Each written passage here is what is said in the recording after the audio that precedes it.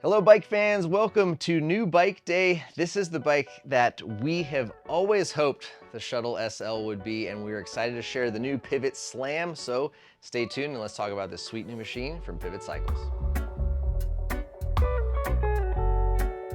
So adding to Pivot's Shuttle SL lineup, the new AM frame is essentially the electrified version of the Switchblade, which is one of our favorite general do-it-all mountain bikes. So we are very excited.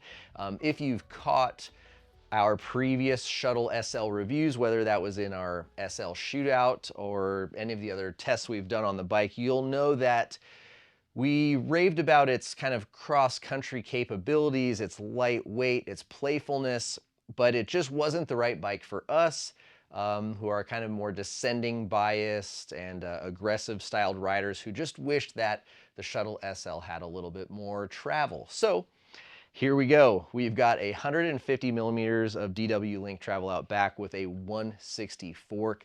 There's gonna be a number of different builds available. And all of these frames are gonna be built around the Bosch Performance Line SX drive unit.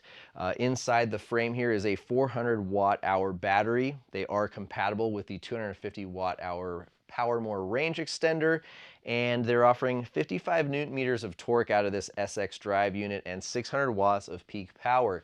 Now, some of you might be aware that just recently Bosch announced a update to their full power drive units, increasing max output and torque. So while we haven't heard anything yet, we've certainly got our fingers crossed that maybe this might get a very slight bump up. I don't think we would like to see a huge bump just because of battery range and efficiency, but let us know what you think would be cool. I think 60 newton meters might be a pretty solid number to get up to, especially with rumors of other stuff going around.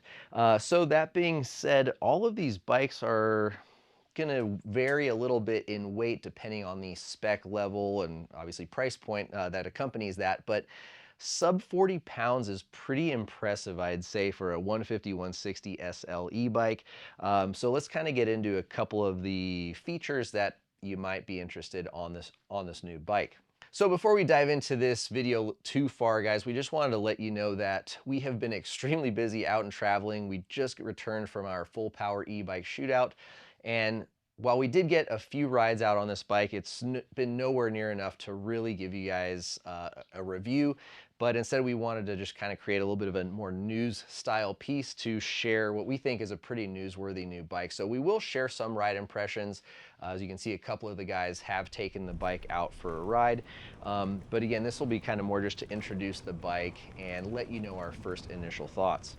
So in typical fashion here, the absolute finished product from Pivot is impressive. The finish, the gloss, something that really stands out to me personally is the protection from the chain here. This is just really nicely looked after, and it's not gonna like peel apart. At least it doesn't look like it's gonna fall apart or peel. It's gonna offer really nice durable frame protection that will last. Also like to see this kind of guided chain ring and chain guide system. That's pretty cool overall. Up here on the top tube, you'll notice that there's a little plastic piece around the Bosch display screen so that it will be forward compatible when Bosch releases a little updated screen display on the top tube there. But the rest of the fit and finish of the frame is top notch. Something that's been seen on some of the other newer Pivot bikes lately is their new cable routing design. So whether you're running moto style brakes, you've got shifter cables or no shifter cables, you've got the ability to really take advantage of pretty easy, clean cable routing that is secure and very quiet. We have got a couple of new bikes from Pivot in the last few months, and they're all really, really quiet. Namely that new Firebird, which you might have seen. I had the opportunity to ride a whole bunch in Finale Ligure, and it is just absolutely deathly silent, even after a week of mud bashing and rocks. So I'm really excited to see how that will cross over here on the Shuttle SL AM. All the other kind of fit and finish and components here are top notch. There is a high-low flip chip on the bike, and that will allow riders to not only adjust the geometry of the bike, but also accommodate the 27.5 or 29-inch rear-wheeled options, depending on your size. Speaking of size, Pivot is now offering an extra small in this Slam, so smaller riders will finally be able to get on a Pivot e-bike. That bike will exclusively be able to run a 27.5 rear wheel. You cannot run a 29 on that, unfortunately, just due to size constraints and wanting to get that thing to perform right. Speaking of wanting to get bikes that ride well for different size riders, Pivot still carries on with their proprietary ride tuning. It's something that we've talked about a lot. You can go to their website and check out more, but essentially every size bike has its own layups, carbon stiffness to weight ratios, so that riders of varying heights and different weights will have a bike that performs and feels best for them. Something else that's really neat about this bike is the charge port cover. Pivot took the time to design their own cover, which looks pretty cool, I'll say, but also functions very nicely and is easily removable if you want to run that PowerMore range extender. You don't just have like kind of a thing just flop in there while you plug it in. You can just run that PowerMore cord into the frame, have a nice clean look, and then put it back on when you're done using that range extender. Moving into the Geo, we have a size large. I'm 5'11". Most of our other guys are in that 5'11" to 6'2" range, and we thought that was going to be the best size for us. The reach on that is 476 in the low position, 64.1 degree head tube angle, 76.5 seat tube, 444 mil chain stays, bottom bracket height of 345, and an overall wheelbase of 1267. Stack height sits at 648 mil.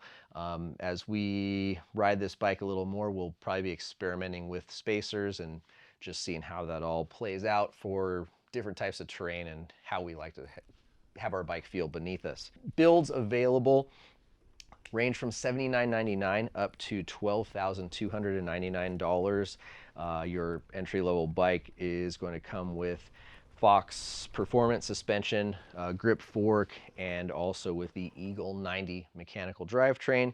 And then you're going to move up to the Pro, which has XO axis, and then the Team XX, which is going to be the kitted out job with all the bells and whistles. So first impressions, what has our crew thought about the bike so far? I can say that they've given me 2 ecstatic thumbs up so far. We obviously have the rather costly live valve Neo upgrade, which is something that I have on my personal Shuttle LT. However, I have it on a coil shock in that application. And while there's no denying it is a very expensive upgrade, it is really awesome, at least on the LT. The guy said it was cool on this bike. I haven't personally got time on this bike yet. However, I'm really excited to see if in this travel category on a bike that's as light as this, if it's something I still think is, I wouldn't call it necessary, but as beneficial as on the LT. But nevertheless, this live valve Neo stuff is really, really cool. But yeah, both Robert and Max put time on the bike. Robert said it was incredibly fun, a very playful, snappy, and lively bike. And he just had an absolutely great time. He also said it was a very comfortable bike for him. So on some of the bigger rides or on longer extended descents where there's a lot of rough, choppy terrain, we have another exciting couple of bikes coming out here in this similar category.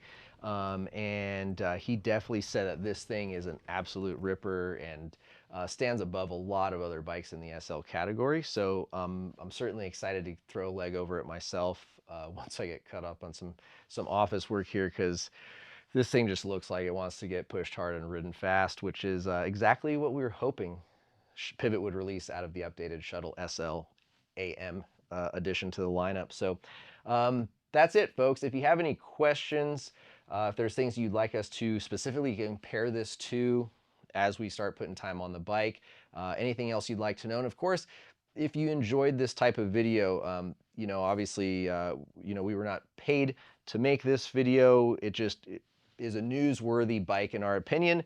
We're really excited about it. We like Pivot bikes, right? I don't think we need to hide that. They make some really awesome riding bikes. So we were just kind of excited to share this bit of news with you. So if you'd like to see more of these types of videos where we talk about the latest bikes that are out on the market, let us know.